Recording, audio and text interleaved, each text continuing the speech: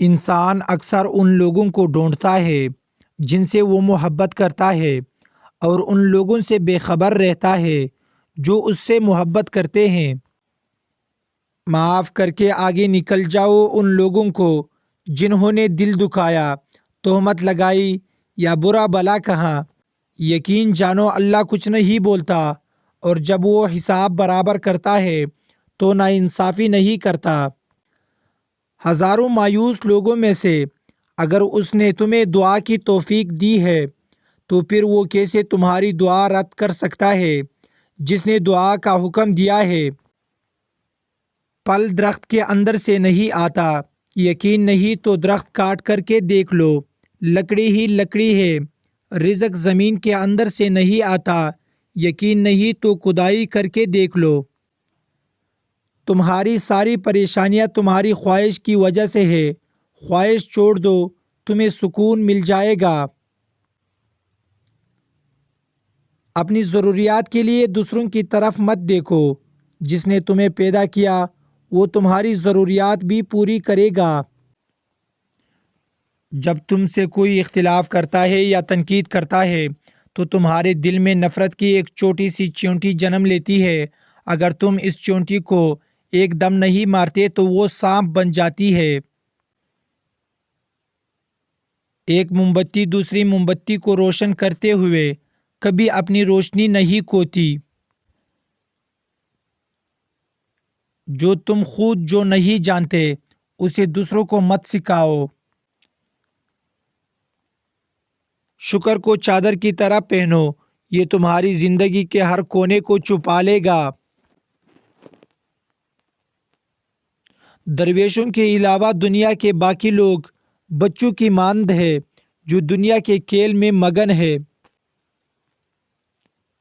اللہ جب کسی بندے سے ناراض ہوتا ہے تو اسے پاکیزہ لوگوں کی عیب جوئی میں مشغول کر دیتا ہے۔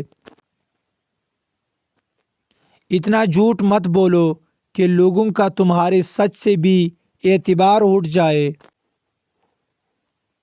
علم یہ ہے کہ تمہیں معلوم ہو کہ کیا کہنا ہے، اور حکمت یہ ہے کہ تمہیں معلوم ہو کہ کب کہنا ہے۔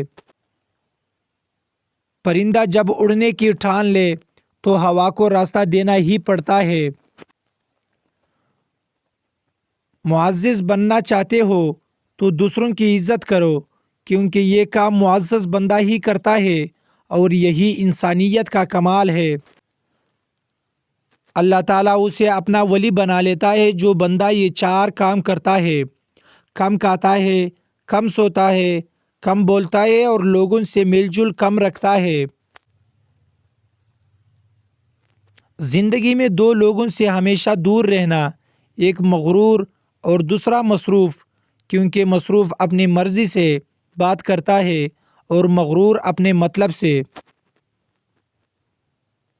جو حد سے زیادہ پیار کرتا ہے وہ حد سے زیادہ نفرت بھی کر سکتا ہے، کیونکہ شیشہ جب ٹوٹتا ہے تو وہ خطرناک ہتھیار بن جاتا ہے۔ اگر تمہارے ذہن سے کسی شخص کا خیال نہیں نکل رہا تو اس کا مطلب ہے کہ تم اپنی دعاؤں کا سلسلہ جاری رکھو۔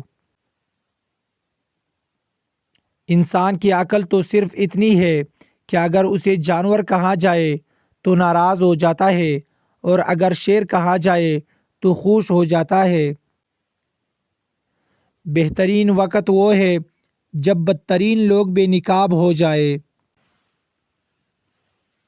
پتھر میں ایک نقص ہے کہ وہ کبھی پگھلتا نہیں، اور پتھر میں ایک خوبی ہے کہ وہ کبھی بدلتا نہیں۔